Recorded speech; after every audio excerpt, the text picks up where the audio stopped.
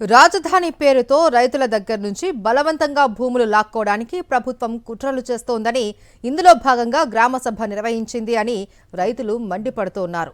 గ్రామసభకు TDP నేతలతో పాటు ఇప్పటికే భూములిచ్చిన రైతులను కూడా ఆహ్వానించారు అని, రైతుల మధ్య గొడవలు పెట్టడానికి చంద్రబాబు ప్రభుత్వం చేస్తున్న మోసాన్ని గ్రహించిన రైతులు గ్రామసభను బాయ్కాట్ చేశారు.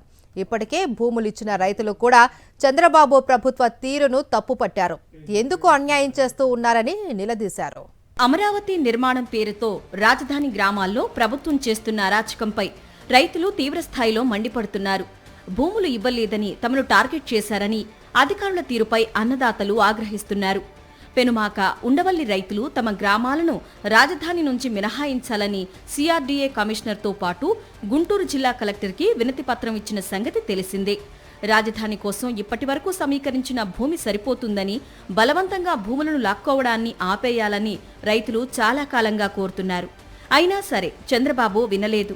రైతుల భూములను లాక్కునేందుకు భూ సమీకరణతో పాటు భూసేకరణను అమలు చేయిస్తున్నారు. దీనిపై మండిపడుతున్న రైతులు మాజీ ముఖ్యమంత్రి వైఎస్ జగన్మోహన్ రెడ్డిని కలిసి తమ సమస్యలను తెలియజేయాలనుకున్నారు. ఈ విషయం తెలియగానే సిఆర్డీఏ అధికారులు పెనమాకలో గ్రామసభను ఏర్పాటు చేశారు. జగన్ దగ్గరకు వెళ్లకుండా రైతులను ఆపాలని తీవ్ర ప్రయత్నాలు చేశారు. అది తెలిసి రైతులు గ్రామసభను బహిష్కరించారు. ఇప్పుడేంది, ఇది భూసేకరణ యువనాలకని చెప్పారు మీటింగ్.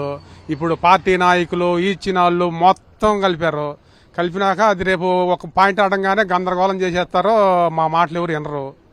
అందుకని మేము దాన్ని బాయ్కాట్ చేసి వచ్చేస్తున్నాం. యువన రైతులకల్లా సపరేట్గా పెట్టండి ఒకసారి మీటింగ్.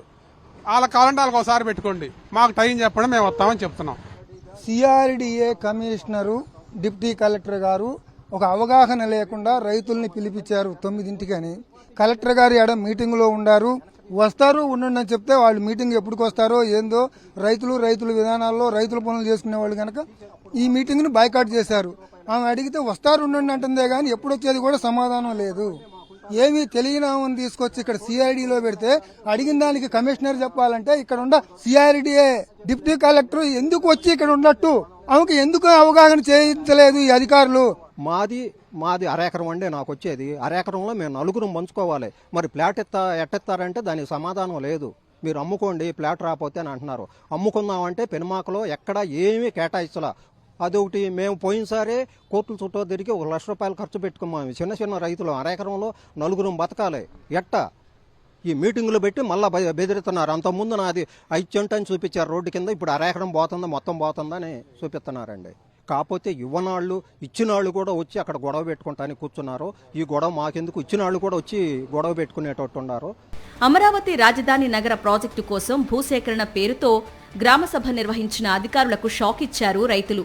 భూములు ఇచ్చేది లేదని తేల్చి చెప్తున్న రైతులను ఒప్పించడానికి నిర్వహించాల్సిన గ్రామసభకు ఆ రైతులను మాత్రమే ఆహ్వానించాల్సి ఉండగా ప్రభుత్వం ఆ పని చేయలేదు. సభకు టీడీపీ నేతలతో పాటు గతంలో భూములు ఇచ్చిన వారిని ఆహ్వానించారు. దీనిపై రైతులు మండిపడ్డారు. గ్రామసభను బహిష్కరించారు. రైతుల మధ్య చిచ్చు పెట్టడానికి ప్రభుత్వం చేస్తున్న సర్కారు కుట్రను రైతులు ఎండగట్టారు. భూములు ఇచ్చేది లేదని చెబుతున్న రైతులే కాదు, ఇప్పటికే భూములిచ్చిన రైతులు కూడా అధికారులకు షాక్ ఇచ్చారు. తమ దగ్గర భూములు తీసుకొని అన్యాయం చేశారని సిఆర్డీఏ అధికారులను నిలదీశారు. భూములు తీసుకునేటప్పుడు సిఆర్డీఏ అధికారులతో పాటు మంత్రి నారాయణ తమ ఇళ్ల చుట్టూ తిరిగి భూములు తీసుకున్నారని, ఆ తర్వాత తమను పట్టించుకోవట్లేదని ఆగ్రహించారు. తమకు ఏ ప్రాంతంలో ఎక్కడ కావాలంటే అక్కడ రిటర్నబుల్ ప్లాట్లు కేటాయిస్తామని చెప్పి ఆ పని చేయలేదని ప్రభుత్వ దుర్మార్గాన్ని ఎండగట్టారు. ఇప్పటికే భూములిచ్చిన తమకు న్యాయం చేసిన తరువాతనే రెండో విడత భూ సమీకరణ చేసుకోవాలని తేల్చి చెప్పారు. చెరువుల్లోనో వాగుల్లోనో రిటర్న్ ప్లాట్లు ఇవ్వాలని చూస్తున్నారని, అలాంటి దుర్మార్గాన్ని సహించేది లేదని స్పష్టం చేశారు.